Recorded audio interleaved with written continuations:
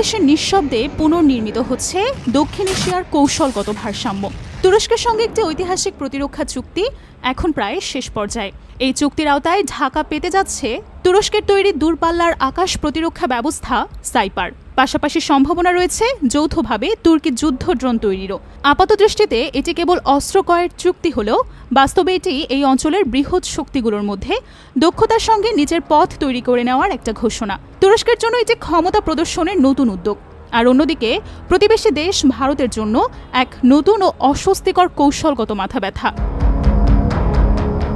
উন্নত তুর্কি অস্ত্রের জন্য ঢাকার এই আগ্রহ কোনো কল্পনাপ্রসূত বিষয় না, বরং উপেক্ষা করা যায় না এমন বাস্তব হুমকির প্রত্যক্ষ জবাব। কয়েক বছর ধরে প্রতিবেশী মিয়ানমারে চলা নৃশংস গৃহযুদ্ধ আক্ষরিক অর্থেই সীমান্তের এপারে এসে পড়েছে। মিয়ানমারিয়ান সেনাবাহিনীর ছোড়া গোলা একাধিকবার বাংলাদেশের ভেতরে এসে পড়েছে।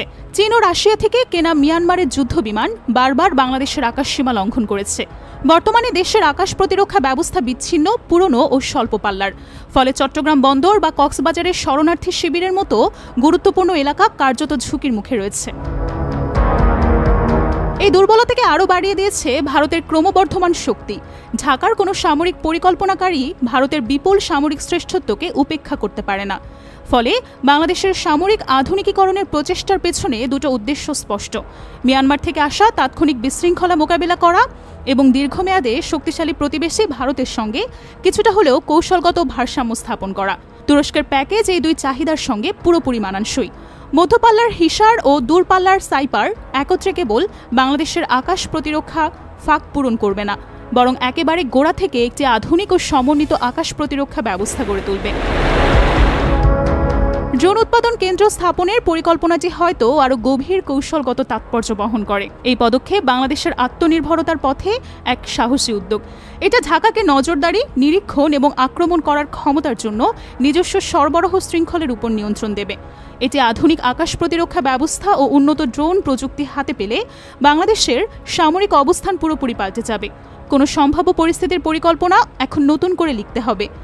হস্তক্ষেপ বা চাপ প্রয়োগের খরচ বেড়ে যাবে কয়েক গুণ। সরবরাহকারী চীনের বদলে তুরস্ক হওয়ায় ভারতের জন্য এই পরিস্থিতি আরও জটিল হয়ে উঠেছে। নয়াদিল্লি তার আশেপাশে চীনের প্রভাব ব্যবস্থাপনা ও মোকাবেলার জন্য অভ্যস্ত কৌশল অনুসরণ করে, কিন্তু ন্যাটো সদস্য তুরস্কের বাংলাদেশকে উন্নত প্রযুক্তি বিক্রি করা সম্পূর্ণ নতুন এক বাস্তবতা। এতে চীনের প্রভাব হয়তো কিছুটা কমবে, কিন্তু তার জায়গায় আসছে আরেক শক্তিশালী ও স্বাধীন দেশ। ফলে ভারতের কূটনৈতিক প্রভাব তার নিকট প্রতিবেশীদের মধ্যেও সীমিত হয়ে পড়ছে। এটি নতুন বহুমেরু বিশ্বের বাস্তবতা, আর তা খোদ ভারতের দোরগোড়াতেই ঘটছে।